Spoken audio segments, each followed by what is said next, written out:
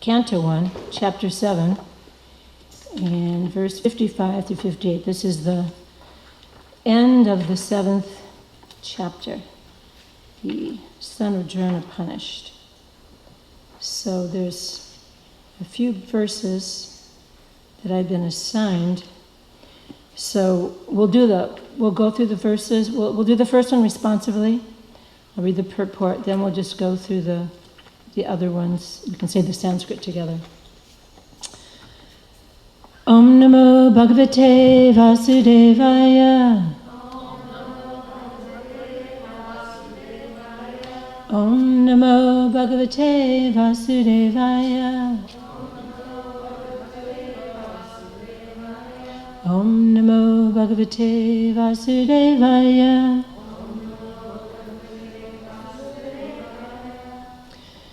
Sutta Vacha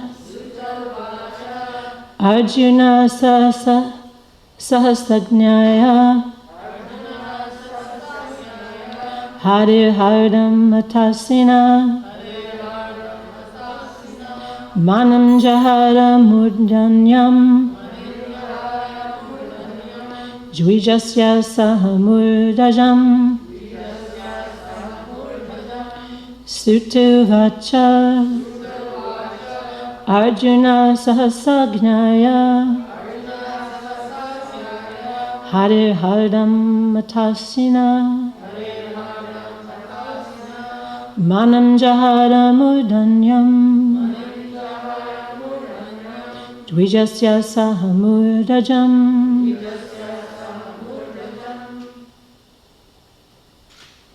Anyone want to chant? Arjuna Vacha Sutta Vacha Arjuna Sahasajnaya Harir Hardam Matasina Manam Jahara Murdanyam Dvijasya Sahamurdajam. Sutta Vacha Arjuna Sahasajnaya Harir Hardam Matasina Manim Jahara Murdanyam Dvijasya Sahamurdajam. Sutta Vacha Arjuna Sahasajnaya Harir Hardam Matasina Manim Jahara Murdanyam Dvijasya Sahamurdajam. Sutta Vacha Arjuna Sahasajnaya Harir Hardam Matasina Manim Jahara Murdanyam Dvijasya Sahamurdajam. Sutta Vacha Arjuna Sahasajnaya Harir Hardam Matasina Manim Jahara Murdanyam Dvijasya Sahamurdajam. Sutta Goswami Vacha said Arjuna Sahasa, just at that time, Agnaya, knowing it, Hare, of the Lord, Hardam, motive, Ata, thus, Asina, by the sword, Manim, the jewel, Jahara, separated, Murdanyam, on the head, Dvijasya, of the twice born, Saha, with, Murdajam, hairs, Translation by Srila Prabhupada. Just then Arjuna could understand the motive of the Lord by his equivocal orders, and thus with his sword he severed both hair and jewel from the head of Ashwatthama. Responsively, just then Arjuna could understand the motive of the Lord by his equivocal orders, and thus with his sword he severed both hair and jewel from the head of Ashwatthama. Purport. Contradictory orders of different persons are impossible to carry out. Therefore, a compromise was selected by Arjuna by his sharp intelligence, and he separated the jewel from the head of Ashwatthama. This was as good as cutting off his head, and yet his life was saved for all practical purposes. Here, Ashwatthama is indicated as twice born. Certainly he was twice born, but he fell down from his position, and therefore he was properly punished. So I'll read the translation. We can read the translation together, and I'll read the purport. So, actually, we'll read the Sanskrit together too. Vimucha rashana baram balahacha hataprabam tejasamaninahinam shibiran nirhapatat. He, Ashwatthama, had already lost his bodily luster due to infanticide, and now, moreover, having lost the jewel from his head, he lost even more strength. Thus he was unbound and driven out of the camp. Purport. Thus being insulted, the humiliated Ashwatthama was simultaneously killed and not killed by the intelligence of Lord Krishna and Arjuna. And then the last one. Vapanam dravena danam stananiryapanam tata eshahi brahma bandhunam vadunam yosti dahika. Cutting the hair from his head, depriving him of his wealth, and driving him from his residence are the prescribed punishments for the relative of a brahmana. There is no injunction for killing the body. There's one more. Putra shoka tura sarve pandava saha krishnaya swanam murtanam yat krityam chakur nirharanadikam. Thereafter, the sons of Pandu and Draupadi, overwhelmed with grief, performed the proper rituals for the dead bodies of their relatives. So, very complicated situation here, with Arjuna being given equivocal instructions by Krishna. Of course, equivocal means instructions that they're not so clear. You're not totally sure what to do. So Krishna kind of gave him the okay, he could kill him.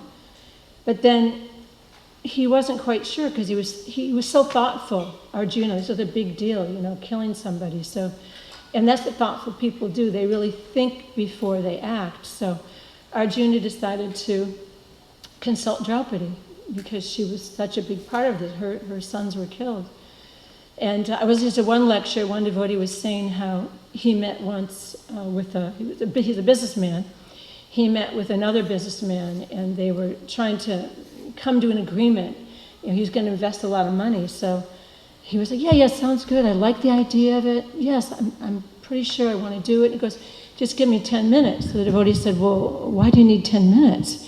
He said, well, I want to go check with my wife, So even this big businessman, he wanted to check with his wife, because actually Prabhupada says in one place that the wife is the better half, so sometimes she can shed some light on the situation. So here Arjuna, he went to Draupadi and he consulted with her, and of course first she was very angry and then and wanted him killed, but then when he came forward she realized that she didn't want to put Kripi into the same situation she was in, and out of her paraduki, her concern for the suffering, they decided on this other punishment, which was cutting off Ashwatthama's hair and his jewel. And this jewel was very, very special. Drona, his father, Dronacharya, he had prayed to Lord Shiva to have a very strong son with a very strong warrior. And so he was given this jewel, and this jewel protected him. it said from the lower living entities, like nothing under a human being could hurt him, could attack him. So it was very special, and it explains that when his hair was cut off and his jewel was cut off, that he lost everything. Of course, it also explains that when he committed infanticide, he also lost a lot of his strength, a lot of his power. So I was kind of meditating on this and thinking how, people, they are so determined to gain wealth and so determined to gain power. And so they just go gung-ho on fruitive activities, on trying to gain all of this wealth, and all this fame and all this power, but they don't realize that morally, when you commit offenses and when you commit some wrongdoing, that immediately, and Prabhupada speaks about this in so many different places, immediately your power is lost, your fame is lost, that your bodily luster is gone. So this also happened to Ashwatthama, where he lost all of his bodily luster. So one thinks like, well, how did this happen? How did this whole thing come about? So I was really, meditating on it and trying to understand, because infanticide is such a big deal. Of course, Kamsa also committed such horrible crime in this way because he was worried about his own safety. He wanted to make sure all the children under a certain age were completely gone. So I was studying a little bit about Ashwatthama, about his beginnings.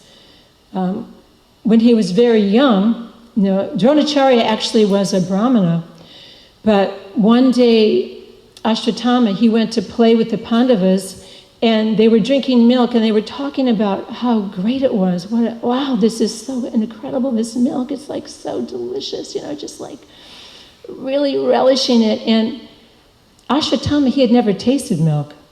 So he went home and he said to his mom, I want to taste milk, Everybody's talking about milk and I want to taste it. And she felt so bad. She was like, we don't have milk, but she took out some flour and she mixed it with some water and she put a little sugar in it, and she goes, here, Ashwatthama, try milk. So he tried it. He was like, wow, it's so good. Now I can see why everybody likes it. This is great.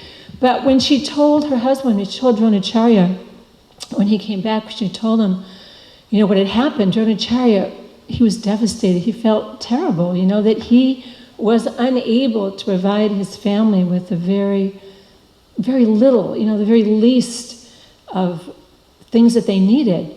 So he decided, wrongly or rightly, that he was going to take the occupation of a kshatriya because he wanted to be able to make money. So he ended up becoming the teacher of the Pandavas.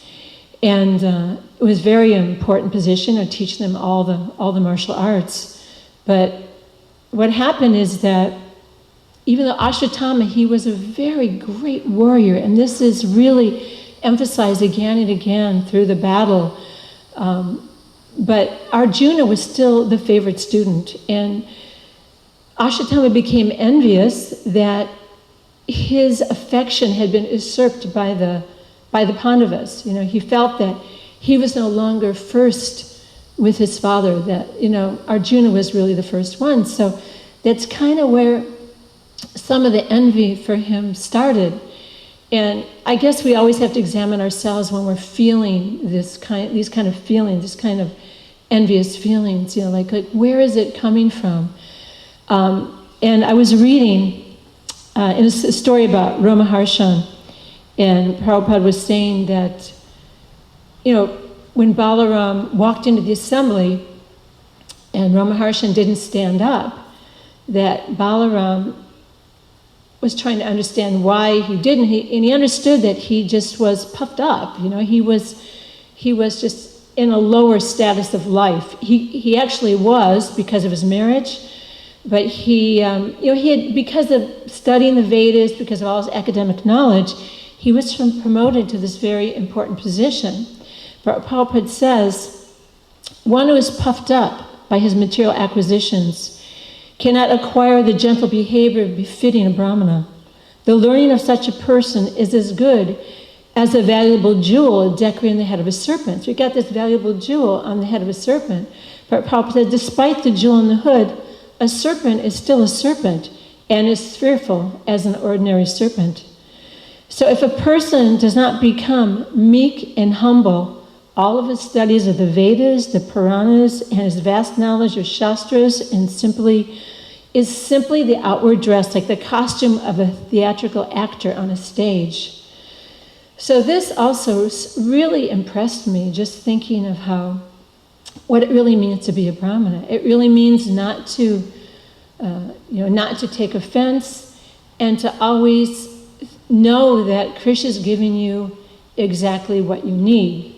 So there's so many examples of wonderful, wonderful Brahmanas, and we'll talk about that a little bit later. I also, thinking about envy, I was thinking about Duryodhan, and how Duryodhan developed this terrible enmity towards the Pandavas, even though the Pandavas really did try to dissolve it in so many ways. So when Duryodhan was born, I thought this was significant.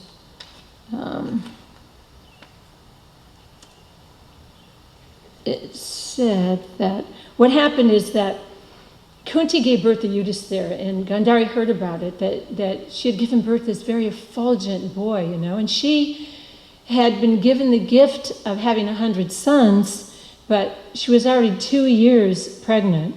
And so she was really upset, she's got this effulgent son, and here I am, so she struck her womb. And when she struck her womb, she gave birth to a lump of flesh. And she was like, oh my God. Vyasadeva happened to be coming by, and she said, but you said that I have 100 sons. He goes, no, you will, because, my words are always true. So he said, just take the flesh, divide it in 100 parts, put them in a pot, and they'll all become little babies. So he said, exactly after the 2 years had elapsed, the pots were opened one by one. From the first came a child who was named Duryodhan. At the moment he was brought out of the pot, the sound of braying asses and screaming vultures was heard. Jackals howled and the wind blew fiercely. Without any apparent cause, fire sprang up from all around the city and raged in all directions. So the frightened King Dhritarashtra, he summoned the Brahmanas and Vidura, other ministers and counselors. He asked them, what do these omens mean? So the eldest of the princes is undoubtedly Yudhisthira, and he should inherit the kingdom. I don't dispute that, but will my own son become the king after him? O wise one, please tell me what is right and lawful. As he spoke, the terrible sounds began again from all sides. Hearing this, Vidura replied to the king, when these omens are seen at the birth of a child, it is evident that he will be the exterminator of his race. Our prosperity and future depend upon his being abandoned. Do not hesitate, O king. This child must be cast away at once. So that's pretty heavy. I mean, who could do that, You just think, oh, that's not really true, It's my little baby, he's cute, I want to keep him. So Vidura told Dhritarashtra that he would still have 99 other sons. There would be no sin in abandoning the child, as the scriptures clearly state, that an individual can be abandoned for the sake of a family can be abandoned for the sake of a village for the sake of a city, and the world itself can be abandoned for the sake of the soul. But Dhritarashtra was unable to accept Vidura's counsel. He could not allow his son to be cast away. He shook his head slowly, said nothing in reply. As a nurse stood by holding the baby, the king waved her toward Gandhari, and the child was handed to her. So this was the very beginning of Dhritarashtra not being able to accept counsel. All throughout the history of the Pandavas, so many atrocities are being committed, and Dhritarashtra is given counsel, to be able to stop it.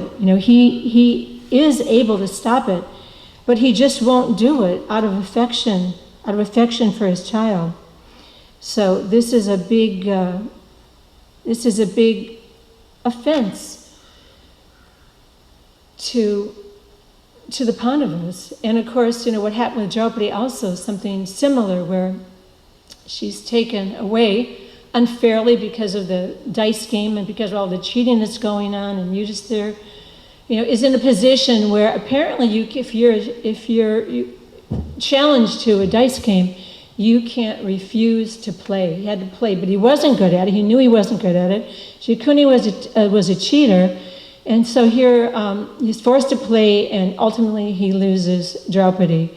And she's brought into the assembly. She's crying, and all these crew elders, they are just not speaking up. And Ekadasi mentioned this in her class that sometimes being silent, that's an offense. So in this case, that is also what was happening here. That just being silent and not speaking up caused so much trouble.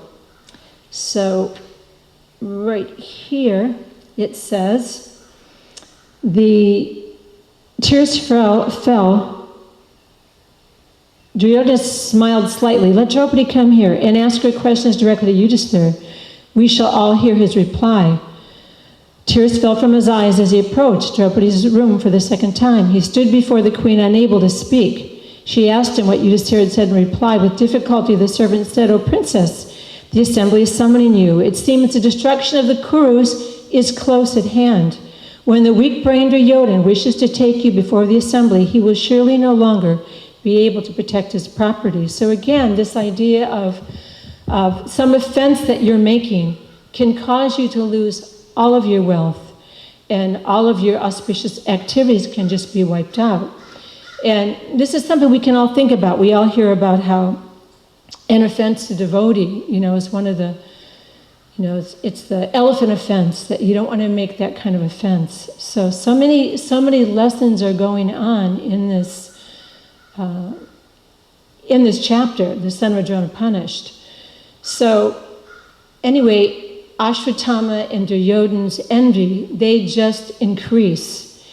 And with Ashwatthama, by the time the battle of Kurukshetra has come to an end and his father has been killed, Dronacharya has been killed in a very unfair way, but Krishna indicates that that's what should happen. He tells Yudhisthira, first he says that they have to say, Ashwatthama is dead, and then, under his breath say, the elephant, Because otherwise, Dronacharya, first he hears someone say, Ashwatthama is dead, Ashwatthama is dead, but he doesn't believe it, Dronacharya. Actually, I think it was Bhima that said it. He doesn't believe it, because he goes, Bhima, he's a little capricious, I don't believe it, Ashwatthama can take care of himself. So he keeps on fighting. He's really destroying the Pandavas. But then what happens is they realize they need somebody stronger to come up, someone more trustworthy. So who is more trustworthy than Yudhisthira? Yudhisthira, he's known for never telling a lie. So Yudhisthira, he hesitates to do it because he's never told a lie. He doesn't want to do it. But Krishna's indicated he should do it. So he says, Ashwatthama, the elephant, is dead. And when he says that, Dronacharya, he immediately, he just falls to the ground. And he gives up all hope. He doesn't care anymore. Ashwatthama was really everything to him. So he sits down, he puts his weapons aside, he gets in a yogic posture, and he just begins to meditate. And he says, I'm just going to leave my body. Now, Drishtadyumna is a little clueless to all that's going on. All he knows is that he wants to kill Dronacharya, and it's already been prophesied. So he comes up, even though the Pandavas tell him, no, don't do it, because he's already given up. He's already leaving his body. But Drishtadyumna, even though he's telling him, stop, don't do it, he picks up his sword, he runs at Dronacharya, and he beheads him. And it's really considered a horrible thing to do. And so all of this combined with Ashwatthama's envy that he already has with the Pandavas, he is beside himself. The battle is pretty much over now. The Pandavas have won. They've got all the wealth in their tent. They're celebrating a certain way, although, Yudhisthira especially is not feeling very good about the whole thing. How could it be helped? But still, what a terrible thing. So Ashwatthama, he's sitting around and he's just seething, right? He's just percolating with anger. And he's looking at this tree that's got all kinds of crows in it. And all of a sudden he sees the crows dropping one by one. And it's nighttime and the crows are sleeping. So he sees this owl swooping down, green eyes, talons extended, and he sees them killing the crows one by one by one. And so Ashwatthama thinks, aha, this is a great idea. Wonderful. I'm going to go there when the Pandavas are asleep. I'm going to kill them, you know? So he's really completely taken with this idea. And he tells Kritavarma and Kripa his idea, and they don't like the idea at all. In fact, Kripa says, "Dear nephew, think hard before you do this. Only a sinful person would even contemplate what you propose. Have you lost sight of righteousness? Surely one who does not control his senses cannot understand morality, even if he serves learned superiors, just as a wooden spoon cannot taste the soup. A humble man, however, with his senses in check, can immediately understand his duties when he serves his elders, just like the tongue tasting the soup. As your well-wisher, I'm trying to restrain you from something that will result only in your condemnation and which will leave you repenting afterwards. You are celebrated in this world as a great warrior. Do not destroy your good reputation. Do not sink into a limitless hell by killing sleeping men who are as good as dead already. Fight fairly and win everlasting fame. We will help you without doubt. This is my opinion, O mighty armed one." So, and he also says to Ashwatthama, let's go to Dhritarashtra and Vidura and talk about it. You know, you're strong enough that you can do this. So, what happens is when Ashwatthama starts approaching, all of a sudden he sees this creature, and it is also worth noting. Let's see if I can find it. If this creature is huge, and he's covered with blood. He's got all kind of rakshasas around him. He's got a snake around him like a Brahmin thread. When Ashwatthama sees him, he's completely freaked out. I mean, he's completely fearful. And at that point, he thinks, oh my God, Lord Shiva is not pleased with what I've been thinking. That's what's happening. So he is a worshiper of Lord Shiva, so he gets down on his hands and knees, and he starts to pray. He starts to offer prayers to Lord Shiva. Before that, he threw weapons at this creature, and he would throw arrows, and the body of the creature would just absorb the arrows. Whatever he would throw at him, it would either bounce off or would just go inside the creature without stopping him. So he's terrified. He's praying to Lord Shiva. He's offering prayers. And at one point he's thinking, I wonder if this is Lord Shiva. And the Lord Shiva appears to him. And he says to Ashwatthama, all this time that I've been defending the Pandavas, I've been on their side. But he says, according to the Mahabharata, now at this time, their time has come. Their time is coming to an end. So he gives him a sword, and this sword empowers him to do so much destruction in the Pandava, in the Pandava camp.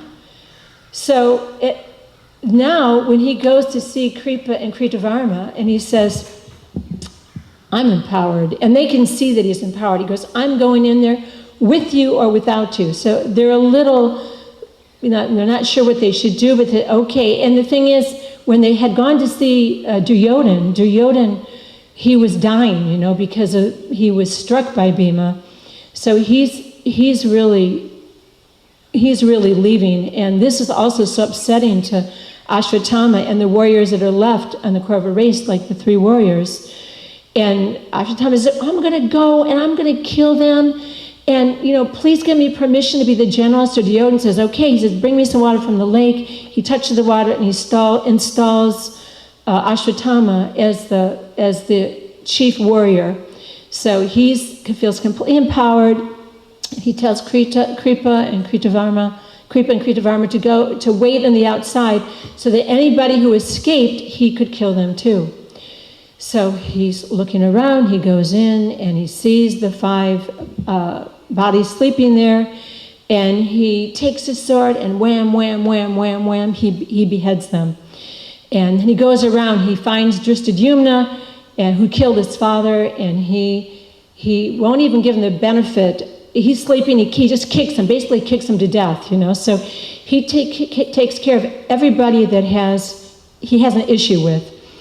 And I thought it was interesting when I was reading about revenge, because there's so much revenge in this story. I looked it up, and there was a study done in Switzerland on revenge. And what they did is they had these people who were playing some kind of a game, and they were scammed. They were scammed, and they were upset, and they were hurt by it.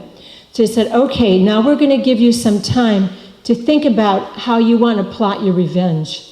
So they started thinking about it, and they were hooked up to a brain, something that could measure their brain.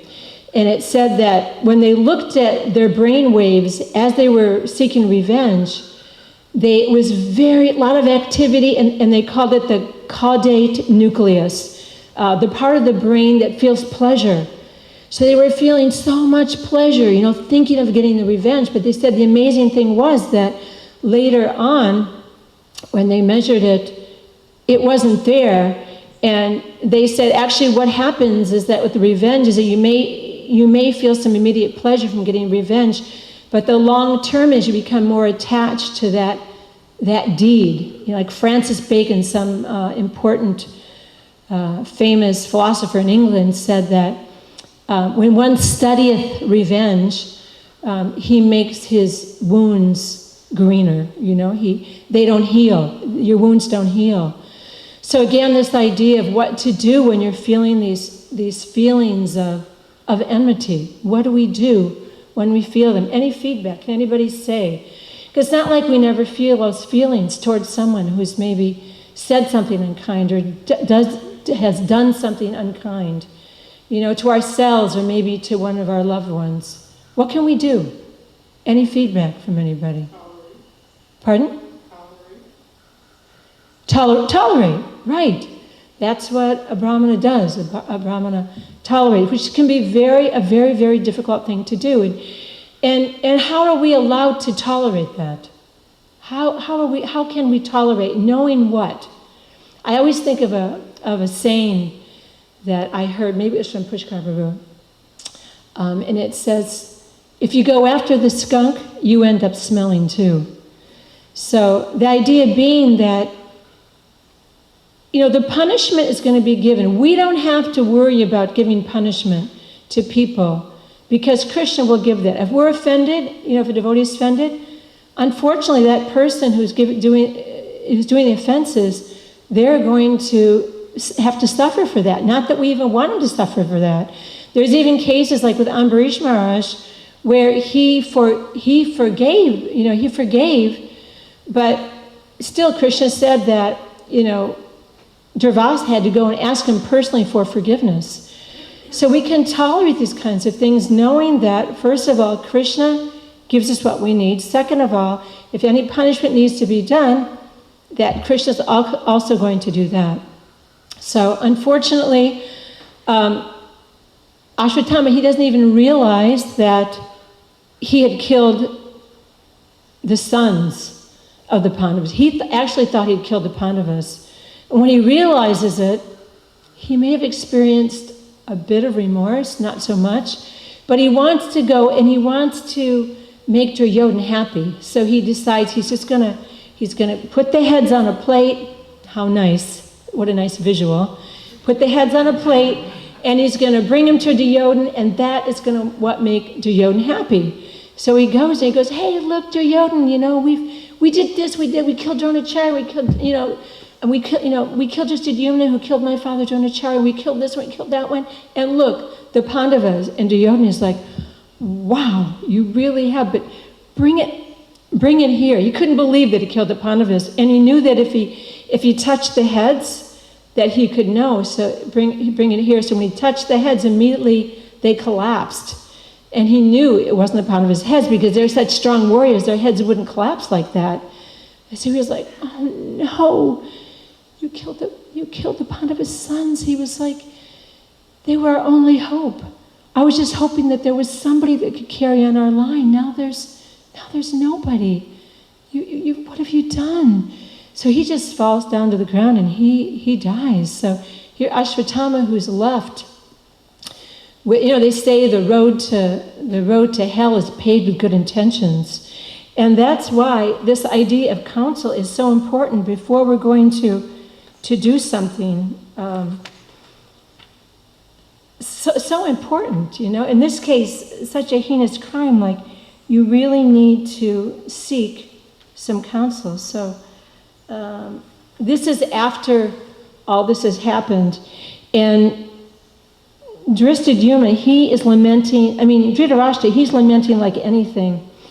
And Sanjaya shakes his head. He says, he has heard Dhritarashtra's empty lamentations so many times. Taking hold of the king's hand, he replied, cast off your grief, O king. You're well acquainted with Vedic instructions regarding the certainty of death and the eternality of the soul.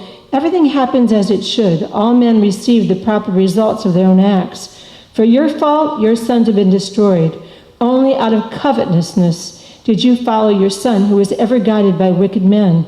Thus has your own perverted intelligence cut you, exactly like a sharp sword. So many people tried to redirect you to the path of virtue, but you would not listen.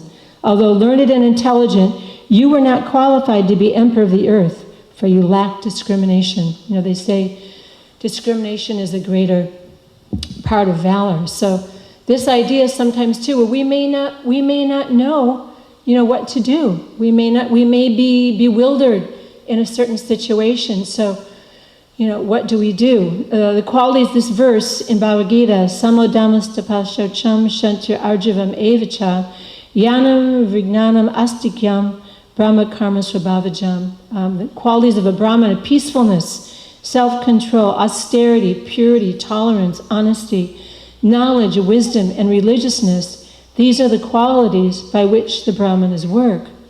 So Dhritarashtra, even though given so much counsel by so many people, by Krishna, by Vidura, by Bhishma, he was unable to internalize this due to favoritism for his sons. And we see this over and over again also with, is it Saruchi? The one when Dhruva climbs up in her lap, King Uttarapada's wife, and she speaks so harshly to Dhruva. And King Uttarapada is hearing it. He's hearing what she says. In his sin of silence, he doesn't say anything. And that's what starts Dhruva off on his quest. Ultimately for revenge, again, this theme of revenge. But, finally, Krishna appears to him, of course, and he is totally pacified and realizing what he has. So this idea of becoming a Brahmin and taking counsel from our elders or from people that we have great faith in, we have to be careful because like Duryodhana, he was taking counsel from like Shakuni and other Kaurava warriors who were envious. He was getting bad counsel. Or like Kamsa. At one point, Kamsa, he, after he tried to kill Goddess Kali, and she appeared to him, and he totally he had a reality check. He was like, oh my gosh, what am I doing? And he begged forgiveness from Devaki and Vasudev, and he was kind of like through with his evil deeds. And they forgave him amazingly enough. They forgave him for killing their children or just wanting to go on from there. But when Kamsa went back to his ministers again, he got bad advice, and that's when he decided to kill all the children. So, we have to take counsel from elders that we trust, and we have to take counsel from the super soul. Sarvasya hridisana vishto mataksmicho yanama pohanam cha vedesya sarvarham eva vedyo vedantakrid vedavid evachaham. I'm seated in everyone's heart. Okay, Krishna's seated in everyone's heart. So Krishna, if we're listening, he will give us the intelligence of how to act properly. So these are some of the lessons that I took from this chapter. And also I was thinking about, you think like, how could Lord Shiva do that? You know what I mean? How could he do that? How could he give the sword? So many times we hear about the demigods. There was at one time when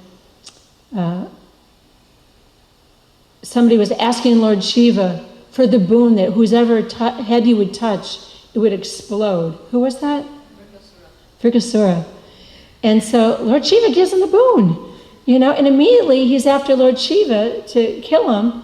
So I was thinking about that. I was thinking, the demigods are bound. They're actually bound by, if you perform a certain amount of sacrifice and penance, that they have to reward you with a boon. But it's not like that with Krishna. He doesn't have to, and he doesn't. Just like in Prabhupada's chart, it said that he would be so successful, such a successful businessman, he would be this and that. But Prabhupada could see that Krishna made a different arrangement for him, so he could do what he did, So Krishna, he's not bound by someone's worship. He's not going to give a devotee a material situation that puts him more Maya and separates him from Krishna. So that's why Krishna is supreme, because he's not bound by anyone. He's only bound by his love for the devotees and the devotees' love for him. So I think that's all I have to say, except that, okay, I just had a couple of verses I picked out from the Bhagavad Gita that I thought were really amazing about Brahminical behavior. So this is one of them. Ye me matamidam nicham anutishtanti manava shraddhavanto nashuyanto muchante te pikarmabi. That those persons who execute their duties according to my injunctions and who follow this teaching faithfully without envy become free from the bondage of fruit of action. But those who out of envy disregard these teachings and do not follow them are to be considered bereft of all knowledge, befooled and ruined in their endeavors for perfection.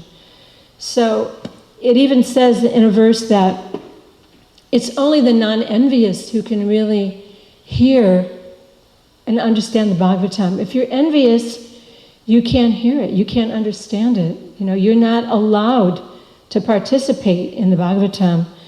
So that's what I have to say, is how we have so many incredible examples of devotees who are wonderful. Brahmanas. Prabhupada himself, went through so much austerity and so much discouragement. Can you imagine translating the Bhagavad Gita and having your manuscript stolen and then having to start it again? But that's what he did.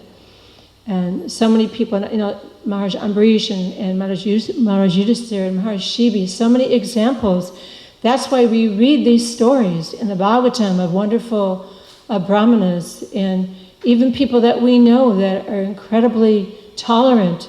They've been in so many difficult situations, but yet they never leave Krishna's lotus feet. So if there's any discussion, if anybody would like to ask any questions, now's the time. Does anybody have a question or comment?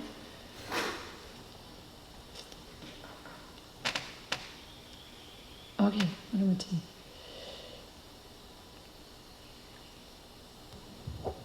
I was thinking that when I wasn't aware of Duryodhana telling Ashwatthama about the lineage, how come you killed the sons of the Pandavas.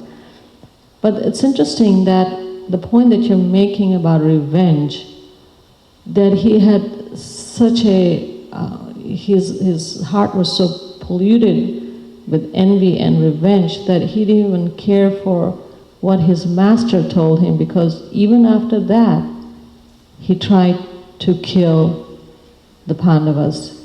And it's kind of sad to kind of see how one's heart can be so polluted that the Pandavas spared his life. Even after that, he tried to kill them, kill the Pandavas. So it's just a sense of revenge. It's like a pretty... It's pretty heavy. Yeah. That's why when we're feeling it, like how can we, get rid of those kinds of feelings? Of course, by, our sadhana, our practice, that can help a lot. And seeking forgiveness when we feel like we've offended someone, that can also be helpful, unless we're not forgiven. But, maybe Krishna forgives it in that case. I'm not totally sure. But yeah. This idea of revenge, and like they showed from the study, it helped in the short term, it didn't help in the long term. It doesn't help in the long term. Okay, anything else? I'd just like to thank you for a really enlivening class. It was great. Thank you so much. Oh, thank you, Sarah. Appreciate it. All right. Hare Krishna. All glories of Bhagavatam for the non-envious.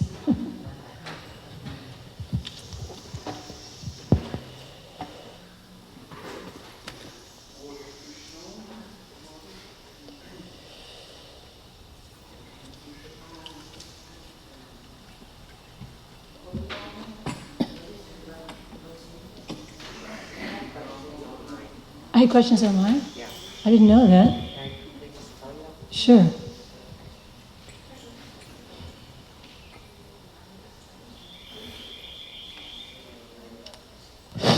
Someone here is saying that Mother Jadharani once told me to put my negative feelings in an imaginary gift box and offer it to Srila Prabhupada's lotus feet. Sounds good. Mother Agatmika is asking, can you explain again why Ashwatthama was born with a jewel? I think it was part of the benediction because Dronacharya worshipped Lord Shiva, so intensely that his son...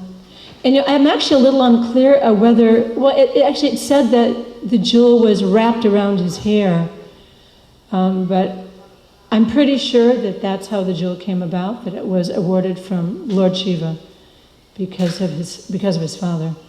And his father was trying to protect him. And she's also... Mother Agatmika has a second question. She says, why would Lord Shiva, the great devotee of Krishna, give Ashwatthama a weapon to kill the Pandavas' sons, who are dear to Krishna? Yeah, and that's what I was saying. It is very bewildering, but it made me think of how the demigods are bound, even if it's going to hurt them. We gave the example of Vritrasura. As soon as he gave Vritrasura the benediction, and he must have known what a dangerous character he was, but he was ready to kill Lord Shiva, touch Lord Shiva's head. So demigods are bound by sacrifice. It's just like, if you do this, you get this. So apparently Lord Shiva was bound, and also Lord Shiva, in another way, Lord Shiva was an instrument, right? Because he says, all this time I've been defending the Pandavas, but now their time has come. Because the Pandavas, they leave shortly after all this has happened. So in one sense, it's all been preordained. So that's how I have to answer that. And last question. What is your idea why this information about Shiva and Ashwatthama is not explained in the Bhagavatam? I guess that it's not essential. Prabhupada gives us what's essential. But Prabhupada, during his giving classes, like if you go on audio, often when I give class, one of the things I love to do is I go to the Veda base and I put in, some words, or I put in the verse, and Prabhupada speaks on those verses. So some of these things Prabhupada did speak on, even though it wasn't even though it wasn't put in the Bhagavatam. So, and I try to be careful to not, some things were different in different Mahabharats, and apparently Prabhupada did say that Mahabharata is fiction based on fact. So I did try to cross-reference in things that were contradicted from one Bhagavatam to another. There was actually one Bhagavatam said that the Pandavas weren't sleeping, so I completely left when they were killed. So I just left that out because Prabhupada said they were. Anyway, just, kind of filling in some of the story. Is that everything? Okay, thank you so much. Hare Krishna.